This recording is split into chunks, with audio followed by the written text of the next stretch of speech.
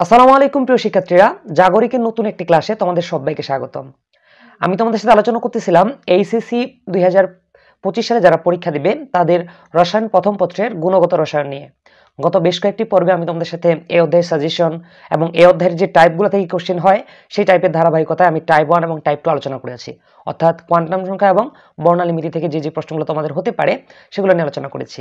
তো সেই ধারাবাহিকতায় আমি তোমাদের বোর্ড প্রশ্নগুলো নিয়ে আলোচনা করার চেষ্টা করতেছিলাম।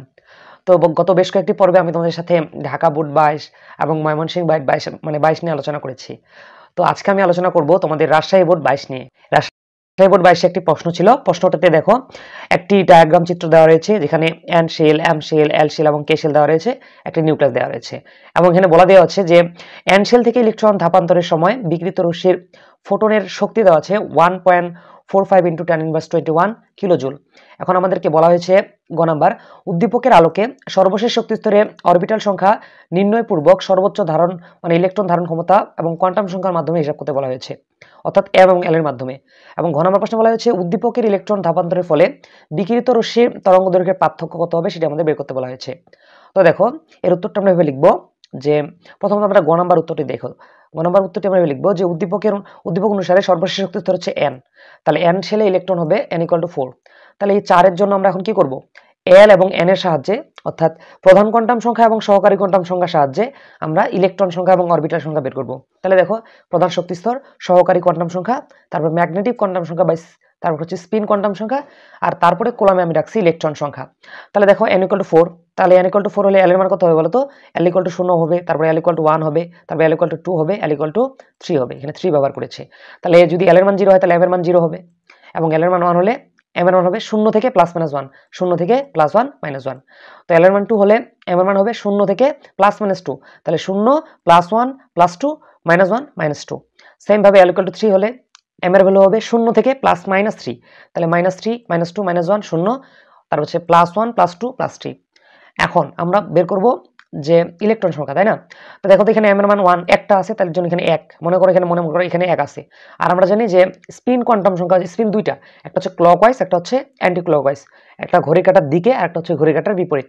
তাহলে এটা হচ্ছে প্লাস হাফ, একটা হচ্ছে মাইনাস হাফ। তাহলে এখানে মোট দুইটা রয়েছে, এর জন্য ইলেকট্রন হচ্ছে দুইটি। সেম ভাবে দেখো এখানে ম্যাগনেটিক কোয়ান্টাম সংখ্যা এটা বলতো, ম্যাগনেটিক কোয়ান্টাম সংখ্যা হচ্ছে তিনটা, কারণ 0 একটা, 1 একটা, -1 একটা, তাহলে তিনটা, এই জন্য এখানে 3 ব্যবহার করেছি। আর এখানে স্পিন হচ্ছে দুইটা, আমরা জানি ইলেকট্রনের স্পিন দুইটা থাকে, একটা প্লাস হাফ, একটা মাইনাস হাফ। তাহলে এখানে মোট দুইটা স্পিন, এখানে তিনটা, 3 দুগুণে 6টা, এখানে 6টা ইলেকট্রন। তো সেম ভাবে এখানে একটা স্পিন, দুইটা স্পিন, আর এখানে 5 দুগুণে 10টা ইলেকট্রন। সেম ভাবে এখানে একটা স্পিন, এখানে একটা স্পিন, দুইটা স্পিন, আর এখানে m এর ভ্যালু অর্থাৎ ম্যাগনেটিক কোয়ান্টাম সংখ্যা ছিল 7টি, এখানে 7 ব্যবহার করেছি। তাহলে এখানে 7, এখানে 2, 7 দুগুণে 14টি। তাহলে এখন তোমরা যদি যোগ করো 2 + 6 + 10 + 14 = আসবে 32টি। আর আমরা জানি যে n শেলে কয়টা প্রবেশ করতে পারে বলতো? 32টা প্রবেশ করতে পারে। তার মানে লিখবো সুতরাং n শেলে মোট অরবিটাল সংখ্যা হবে, দেখো এখানে ছিল 1টি, এখানে ছিল 3টি, এখানে ছিল 5টি, এখানে ছিল 7টি। তাহলে সবগুলো যোগ করলে আমরা অরবিটাল পাবো। তাহলে 1 + 3 + 5 + 7, তাহলে অরবিটাল আসবে 16টি। এখন এটাকে যদি আমরা দ্বিগুণ করি তাহলে আমরা ইলেকট্রন সংখ্যা পাবো। তাহলে আমাদের ইলেকট্রন সংখ্যা হবে 2 × 16, 16 দুগুণে 32। অথবা আমরা যদি এগুলো ইলেকট্রন যোগ করি 2 + 6 + 10 + 14, এগুলো যোগ করলে মূলত আমাদের 32 আসবে। তো এই ছিল আমাদের গ নম্বর প্রশ্নের সমাধান। চলো এবার আমরা ঘ নম্বর প্রশ্ন দেখে নিই। ঘ নম্বর প্রশ্নে বলা হয়েছিল তরঙ্গ দৈর্ঘ্যের পার্থক্য আর কি। তাহলে এভাবে লিখবো যে উদ্দীপক হতে দেখা যায় এন শেল অর্থাৎ চতুর্থ নাম্বার শেল, এল শেল বা দ্বিতীয় নাম্বার শেল, যেখানে এম শেল এবং তৃতীয় শেল মোট ইলেকট্রন ধাপান্তরিত ঘটেছে। তাহলে প্রথমত আমরা 4 থেকে দ্বিতীয়তে আসছে, এই ক্ষেত্রে তরঙ্গ দৈর্ঘ্য কত এটা আমরা বের করি, ঠিক আছে?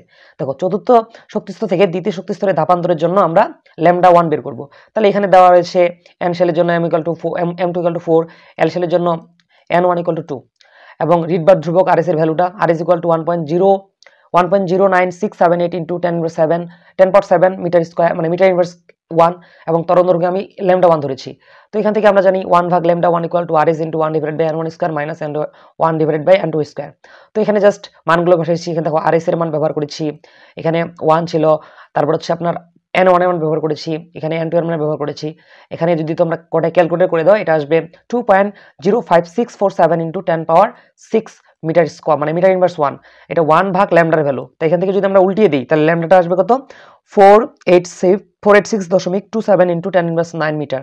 তো আমাদের লাগবে ন্যানোমিটার। তাহলে আমরা জানি 1 মিটার সমান সমান কত? 10⁻⁹ ন্যানোমিটার। তাহলে এটা জাস্ট আমরা যদি গুণ করে দিই, এটার সাথে যদি গুণ করে দিই, এটা আসবে 4.86 ইন্টু 27 ন্যানোমিটার। এখন আমাদের ল্যামডা ওয়ানটা বের হয়েছে, অনুরূপভাবে আমরা ল্যামডা টুটা বের করবো, অর্থাৎ তৃতীয় থেকে দ্বিতীয় সেলে আসার ক্ষেত্রে ল্যামডা টুটা বের করবো। তোমরা সেমভাবে ল্যামডা টুটা বের করবা। এখানে ল্যামডা টু আসবে কত? এটা আসবে 656.47 ন্যানোমিটার। তাহলে আমরা বলবো, মানে সেম প্রসেসে তোমরা বের করবা, প্রথমে এটা আমি যেভাবে বের করেছি তোমরা সেম প্রসেসে এটাও বের করবা আর কি। তাহলে দেখো আমরা লিখতে পারি যে সুতরাং ইলেকট্রন ধাপান্তরের ফলে বিকৃত শক্তি তরঙ্গ দৈর্ঘ্যের পার্থক্য হচ্ছে lambda two minus lambda one. তাহলে ল্যামডা টু হচ্ছে 656.47 মাইনাস, আর ল্যামডা ওয়ান হচ্ছে 486.27। এটা বিয়োগ করলে আসবে 170.2 ন্যানোমিটার। আশা করি তোমরা বুঝতে পেরেছ। তো আজকের পর্বে আমি তোমাদের সাথে তোমাদের যে বোর্ডটি ছিল, অর্থাৎ আমরা মূলত আজকে আলোচনা করলাম তোমাদের কুমিল্লা বোর্ড থেকে, মানে রাজশাহী বোর্ডের 22 নিয়ে আলোচনা করলাম। তো এটা আমি তোমাদেরকে সুন্দর মতো করে বুঝিয়ে দেওয়ার চেষ্টা করেছি। পরবর্তী পর্বে আমি তোমাদের সাথে বাকি যে বোর্ডগুলো রয়েছে এই টাইপের মধ্যে, সেগুলো নিয়ে আলোচনা করার চেষ্টা করব। তো পরবর্তী ক্লাসে আমন্ত্রণ জানিয়ে আজকের এই ক্লাসটা আমি এখানে শেষ করছি। দেখা হবে অন্য কোনো ক্লাসে। আসসালামু আলাইকুম।